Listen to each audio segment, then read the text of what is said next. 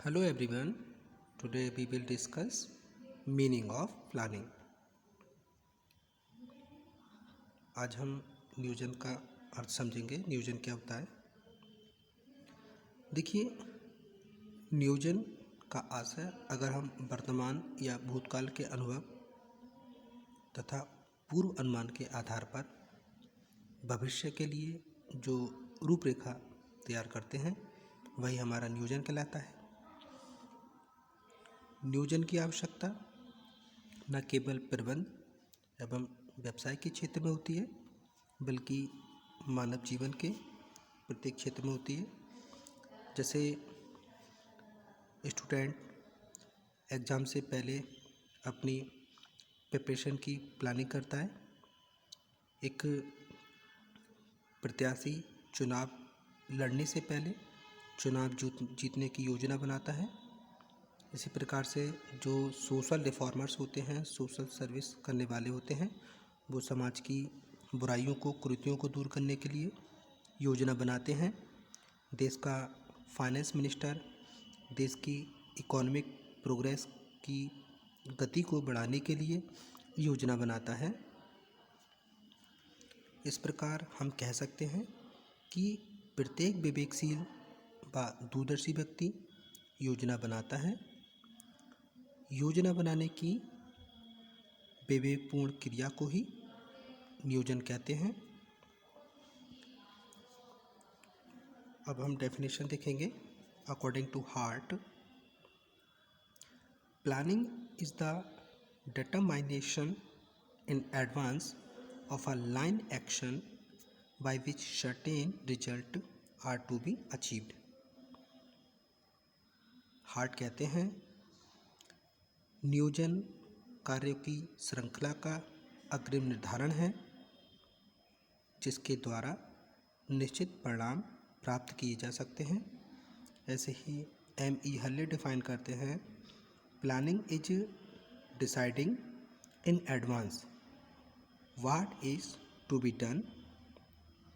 It involves the selection of objectives, policies, procedures and programs from among alternatives.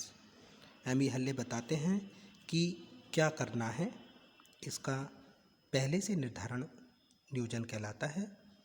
इसमें विभिन्न वैकल्पिक उद्देश्यों, नीतियों, पद्धतियों एवं कार्यक्रमों से एक बेस्ट का चयन करना निहित होता है।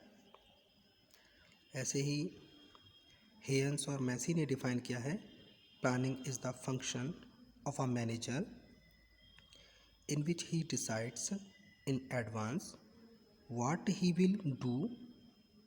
It is a decision making process of a special kind. Its essence is futurity. Haynes and Massie कहते हैं कि नियोजन प्रबंधक का वह कार्य है जिसके अंतर्गत वह पहले से ये निर्णय करता है कि वह क्या करेगा। ये एक विशेष प्रकार की निर्णय प्रक्रिया है। इसका मूल जो होता है वो भविष्य के लिए निहित होता है। इन डेफिनेशन के आधार पे हम कह सकते हैं कि निर्धारित लक्ष्यों की प्राप्ति के लिए भावी कार्यकलापों के विषय में वैकल्पिक क्रियाओं में से सर्वोत्तम के चयन के लिए निर्णय लिया जाना और निर्धारण किया जाना ही नियोजन है। प्रबंध या प्रशासन के क्षेत्र में नियोजन निर्धारित लक्ष्यों की प्राप्ति के लिए वैकल्पिक उद्देश्यों, नीतियों, कार्यविधियों एवं कार्यक्रमों में से बेस्ट अल्टरनेट का चुनाव करने से लगाया जाता है।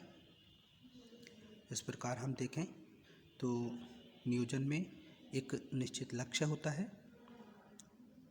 प्रत्येक उपक्रम या संस्था का एक निश्चित लक्ष्य होता है जिसे पाने के लिए प्लानिंग की जाती है ताकि सभी कार्यरत कर्मचारी उन लक्ष्यों को प्राप्त करने में लगे रहें। इसलिए कहते हैं कि जिस प्रकार प्रस्ताव और स्वीकृति के बिना किसी कॉन्ट्रैक्ट की उत्पत्ति नहीं हो सकती, उसी प्रकार से निश्चित लक्ष्यों या उद्देश्यों के बिना नियोजन नहीं किया जा सकता। नियोजन चाहे हमारा अल्पकालीन हो, दीर्घकालीन हो, नियोजन पूर्व अनुमानों पर आधारित होता है। इसलिए पूर्व अनुमानों को नियोजन का सार कहा जाता है। हेनी फ्योल के शब्दों में देखें तो हेनी फ्योल कहते हैं कि नियोजन द्वारा बनाई जाने वाली योजनाएं विभिन्न प्रकार के पूर्व अनुमानों, चाहे आपके दीर्घकालीन हो या अल्पकालीन हो, विशेष हो या सामान्य हो, सबका संश्लेषण होती हैं। नियोजन में सर्वोत्तम विकल्प का चुनाव किया जाता है। प्रत्येक कार्य को करने की अलग अलग मेथड्स होते हैं, अलग अलग सिस्टम्स होते हैं, अलग अलग पॉलिसीज़ होती हैं। प्रबंधन द्वारा उन सभी में से संस्था के पूर्व निर्धारित लक्ष्यों की प्राप्ति के लिए सर्वोत्तम का चुनाव करना होता है। अतः नियोजन सर्वोत्तम को चुनने और अनुपयुक्त को अस्वीकार करने की प्रोसेस होती है। नियोजन यूनिवर्सल होता है, सर्वव्यापकता होती है इसमें। इसकी आवश्यकता न केवल उपक्रम में ही होती है बल्कि जीवन के प्रत्येक क्षेत्र में होती है। नियोजन की क्रिया को सर्वव्यापी क्रिया माना जाता है क्योंकि संगठन में प्रत्येक स्तर, चाहे कंपनी का अध्यक्ष हो या कारखाने में काम करने वाला फॉरमैन हो, सभी को नियोजन की आवश्यकता होती है।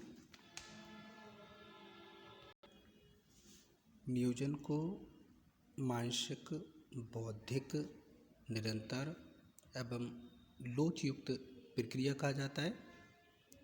इसे मानसिक एवं बौद्धिक प्रक्रिया इसलिए कहा जाता है क्योंकि प्लानिंग करते समय तर्क, वितर्क, विवेक एवं बुद्धि की सहायता से सर्वोत्तम कार्यपथ का चुनाव किया जाता है। इसे परिस्थितियों के बदलने के साथ साथ योजनाएं और उद्देश्य भी बदलते हैं, इसलिए इसको हम नियोजन को भी सतत चलाना होता है। नियोजन को लोचयुक्त इसलिए कहा जाता है क्योंकि नियोजन करते समय भावी परिवर्तनों की अधिक गुंजाइश रहती है, क्योंकि हमें फ्यूचर में कभी कभी चेंजेस भी करने होते हैं। इसलिए कुंटस एवं ओडोनिल ने कहा है कि प्रत्येक नियोजन के अनुमानों और घटनाओं की सामाजिक जांच करनी चाहिए और एक इच्छित लक्ष्य की प्राप्ति के अनुरूप अपनी योजनाओं का पूर्व अनुमान कर लेना चाहिए। नियोजन की एक विशेषता एकता होती है। फ्यूल के अकॉर्डिंग एक समय में केवल एक ही योजना अप्लाई की जा सकती है, क्योंकि एक से अधिक योजनाओं के अप्लाई करने से न केवल हमें प्रॉब्लम होगी, हमारे लिए जो होगा भ्रम की स्थिति उत्पन्न हो जाएगी, अव्यवस्था उत्पन्न हो जाएगी, बल्कि योजना का क्या होगा, महत्व भी समाप्त हो जाएगा। लेकिन उनका ये भी कहना है कि आवश्यकता के अनुसार एक ही बृहद योजना तैयार करके उसको कार्य रूप में बदलने के लिए हम उसे उप योजनाओं में, सब प्लानिंग में डिवाइड कर सकते हैं। इसलिए ये स्पष्ट है कि नियोजन संस्था या उपक्रम की एक बृहद योजना तैयार करके उसको कार्यरूप देने के लिए उप योजनाएं बनाकर संस्था या उपक्रम के प्रयासों में एकता एवं समरूपता प्रदान करता है। नियोजन प्रबंधन का प्राथमिक कार्य है जो प्रबंध संबंधी अन्य कार्यों से पहले ही संपन्न किया जाता है। इनफैक्ट नियोजन के बाद ही अन्य कार्य, जैसे हमें ऑर्गेनाइजेशन करना होता है, डायरेक्शन करना होता है, कंट्रोल करना होता है, ये सारे कार्य संपन्न किए जाते हैं और इनकी उपयोगिता नियोजन पर ही आधारित है। इस प्रकार हम कह सकते हैं कि नियोजन प्रबंध व्यवस्था का एक प्राथमिक तथा आधारभूत कार्य है। नियोजन संपूर्ण संगठन के प्रयासों को समन्वित ही नहीं करता, बल्कि उसमें पारस्परिक अंतर्निर्भरता भी पैदा करता है। ये अंतर्निर्भरता सामान्य योजनाएं, कार्यक्रम, नीतियां, उद्देश्य आदि निर्धारित करके और उनको विभागीय योजनाओं, कार्यक्रमों, उपनीतियों तथा सहायक उद्देश्यों में विभक्त करके स्थापित की जाती है। नियोजन एक बौद्धिक एवं मानसिक क्रिया है, क्योंकि योजना बनाने वालों को संभावित कार्यविधियों एवं विकल्पों में से बेस्ट अल्टरनेट का चयन करना होता है और ये कार्य दूरदर्शिता, विवेक, चिंतन पर ही डिपेंड करता है। जैसे हैंस और मैसी ने कहा है कि नियोजन एक बौद्धिक प्रक्रिया है जिसके लिए सृजनात्मक चिंतन की कल्पना की आवश्यकता होती है। नियोजन को प्रबंधकों, कर्मचारियों तथा विभागों की कार्यकुशलता का मापदंड भी माना गया है, क्योंकि निर्धारित योजनाओं को क्रियान्वयन और प्राप्त होने वाले परिणाम कुशलता का परिचय देने और उसका मूल्यांकन करने में कैपेबल होते हैं। नियोजन की इन विशेषताओं में उपरोक्त जो विशेषता हैं, इनके साथ कुछ अन्य विशेषताएं भी हैं। जैसे नियोजन भावी प्राथमिकताओं के क्रम को निर्धारित करता है। नियोजन का व्यावहारिक होना नितांत आवश्यक है। नियोजन में समय तत्व को अधिक महत्व दिया जाता है। नियोजन मार्गदर्शन का कार्य करता है और जो निर्णय है वो नियोजन का ही एक अंग है। इसलिए नियोजन का जो क्षेत्र है वो निर्णय की तुलना में काफ़ी व्यापक है। आज की वीडियो के लिए इतना ही। Thank you very much students.